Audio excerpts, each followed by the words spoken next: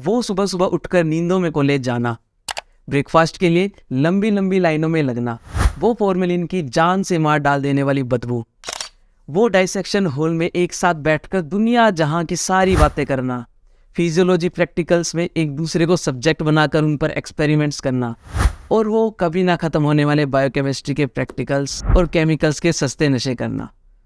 The story of my first year MBBS. So hey everyone and welcome to my channel. If you are new here, my name is Dikshit Gupta and I am currently a second year MBBS student at ESIC Medical College, Faridabad. So I gave my NEET UG examination back in 2021 and when the result came, वो जो selection होने की खुशी होती है ना यार, वो सबसे अलग होती है। लाइक आपके पेरेंट्स, आपके रिलेटिव्स, आपके टीचर्स, वो आपको एक अलग ही नज़रिए से देखने लगते हैं। काफ़ी लोग तो आपके नाम के आगे डॉक्टर टाइटल भी लगा देते हैं तभी सेलेक्ट होते ही। तो यहाँ से शुरू होती है आपकी मेडिकल कॉलेज की जर्नी। तो 21 Feb 2022 से हमारा सेशन स्टार्ट हुआ मेडिकल कॉलेज का MBBS का। तो जब ओरिएंटेशन में गए तो चारों ओर देखने पर केवल नए नए चेहरे ही नज़र आ रहे थे। नहीं पता था कि कौन कहाँ से आया है, किसका कैसा नेचर होगा, कौन मेरा रूममेट बनेगा, किसके साथ मेरी सबसे अच्छी बनेगी। बस पता था तो यार एक ही बात कि अब फैमिली से दूर रहकर इन्हीं लोगों के साथ रहना है जो कि अब मेरी नई फैमिली बनने जा रही है। तो स्टार्टिंग के 15 दिन तो फाउंडेशन कोर्स होता है जिसमें पढ़ाई तो होती नहीं है, बस केवल इंट्रोडक्शन होता है। वो फाउंडेशन कोर्स इसलिए करवाया जाता है कि भाई लोग दूर दूर से आते हैं तो वो कॉलेज के माहौल में कंफर्टेबल हो जाए, एक दूसरे से दोस्ती कर ले, एक दूसरे को जानने लग जाए और आसपास के एरिया को एक्सप्लोर करे, कॉलेज को एक्सप्लोर करे। स्टार्टिंग में कॉलेज में आते ही हर एक फ्रेशी केवल एक चीज से ही डरता है और वो सब आप जानते होंगे, वो है रैगिंग। तो सब बच्चे ना कॉलेज में आने से पहले ही कहीं ना कहीं से सुन कर आते हैं कि मेडिकल कॉलेज में ये होता होगा, मेडिकल कॉलेज में वो होता होगा, स्टार्टिंग में बच कर रहो सीनियर से। तो मेरा भी यही क्वेश्चन था कि यार अब मेडिकल कॉलेज में जाएंगे तो कैसे सीनियर्स मिलेंगे मेरे।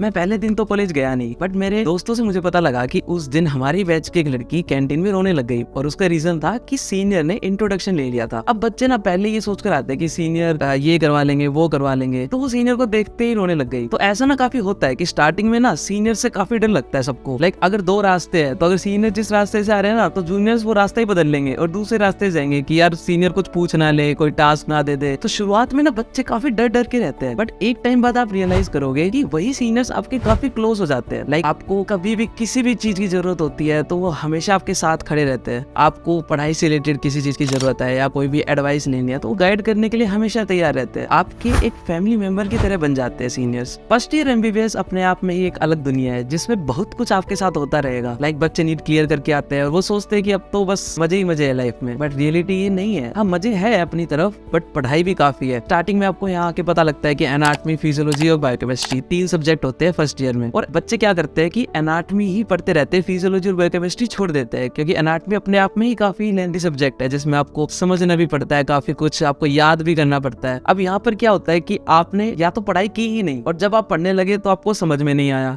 आपको समझ में आ गया मान लो तो आपको याद नहीं हो रहा, और आपको याद भी हो गया तो जब एग्जाम देने गए तो वहां भूल गए, वहां कुछ लिख के ही नहीं आए। तो ये सब बातें तो होती ही रहेंगी, but in the end everything will fall into place.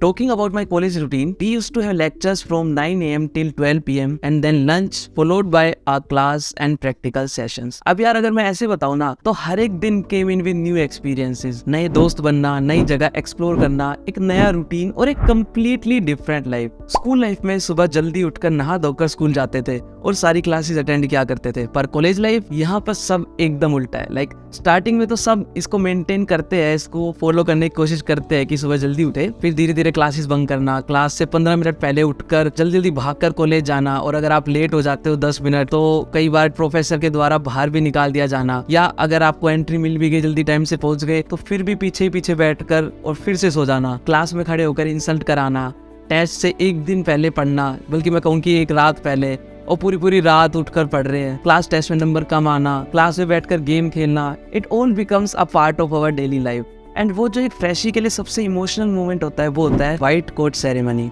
तो इस व्हाइट कोट को पाने के लिए सब लोग इतने टाइम से मेहनत कर रहे होते हैं, और जब वो व्हाइट कोट मिलता है तो यार वो फीलिंग नेक्स्ट लेवल होती है। व्हाइट कोट सेरेमनी के बाद फ्रेशर्स दी गई हमें। फ्रेशर में थैंक्स टू अवर सीनियर्स की हमें इतने मजे आए, पूरा हॉल बुक किया था उन्होंने और अलग अलग टास्क दिए थे। फ्रेशर के बाद हम लोगों की एक कॉलेज ट्रिप भी गई थी जिसपे जूनियर सीनियर सब साथ में गए थे। तो उस ट्रिप में काफी मजे आए थे कि हम सब जूनियर सीनियर्स की बसें गई थी और काफी मजे करते हुए हम वहाँ गए थे। दूसरे कॉलेजेस के फेस्ट में जाना जहाँ पर काफी इंजॉय करते हैं, लाइक एम्स का जो फेस्ट होता है पल्स, और VMMC का फेस्ट, MAMC का फेस्ट, तो इन सब में भी काफी मजा आता है। फेस्ट अटेंड करने में एक अलग ही फीलिंग आती है। तो ऐसे ही भागते दौड़ते हमारा पूरा टाइम निकल गया and then came the announcement of university examination. And like पूरे साल में मैं इतना नहीं पढ़ा कभी भी जितना मैं उस 2 महीने में पढ़ लिया था। And I never was so अनप्रिपेयर्ड for any examination in my life. Like 12th के बोर्ड्स हो गए, 10th के बोर्ड्स हो गए, या पूरे स्कूल लाइफ में, कोचिंग के टाइम पे, नीट के टाइम पे, कभी भी मैं इतना अनप्रिपेयर नहीं था जितना कि मैं अपने यूनिवर्सिटी एग्जामिनेशन के लिए था। इतना डर लगता था एग्जाम देने के बाद भी कि यार पास हो पाएंगे या नहीं हो पाएंगे। एंड मुझे वो टाइम याद है जिस दिन रिजल्ट आया, उस दिन हम सब दोस्त मेट्रो में जा रहे थे और एकदम से जब रिजल्ट आया तो जल्दी से मेट्रो जिस स्टेशन पे रुकी जल्दी से बाहर भागकर हम सब ने अपने रोल नंबर देखकर रिजल्ट देखा and we all jumped with joy seeing our results. सब लोग पास हो गए थे। तो ये मोमेंट तो काफी बेस्ट था लाइफ का कि इतनी खुशी तो मेरे को सच बताऊं तो नीट पे भी नहीं हुई थी जितनी मेरे को फर्स्ट ईयर MBBS के एग्जामिनेशन पास करने पे हो रही थी। ये जो छोटी छोटी ट्रिप्स होती है, लाइक आप कहीं भी घूमने जाते हो, कहीं भी इंजॉय करते हो फ्रेंड्स के साथ, तो वो लाइफ टाइम की यादें दे देती है। तो यार फर्स्ट ईयर ही एक ऐसा टाइम है जिसमें आप नए नए आते हो तो आपको चीजों का एक्सप्लोर करने का मन करता है। अब धीरे धीरे टाइम के साथ क्या होता है कि इंटरनल एग्जामिनेशन आने लग जाती है कॉलेज में, तो बच्चे ये सोचते हैं कि अब तो पेपर आ रहे हैं, अब क्या ही करेंगे बाहर जाकर कहीं भी घूमकर, तो वो अपना मन मार के रूम में बैठकर पढ़ने लग जाते हैं। सारे टाइम पढ़ते हैं कि क्या यार पास होना ज्यादा इंपॉर्टेंट है। बट आपको एक टाइम को मैनेज करना चाहिए, ऐसा नहीं कि आप मस्ती वगैरह नहीं करोगे। अब जैसे फर्स्ट ईयर मेरा पास हो गया तो अब मैं उस टाइम को याद करता हूँ कि मैंने पढ़ाई करने के टाइम पे पढ़ाई कर ली चलो, पर मैंने अपनी कॉलेज लाइफ को एंजॉय भी किया। ऐसा नहीं है कि मैं रूम में बैठकर किसी भी फेस्ट में नहीं गया, किसी भी इवेंट पे नहीं गया। तो आप ही अपनी लाइफ खुलकर जियो, ऐसा नहीं कि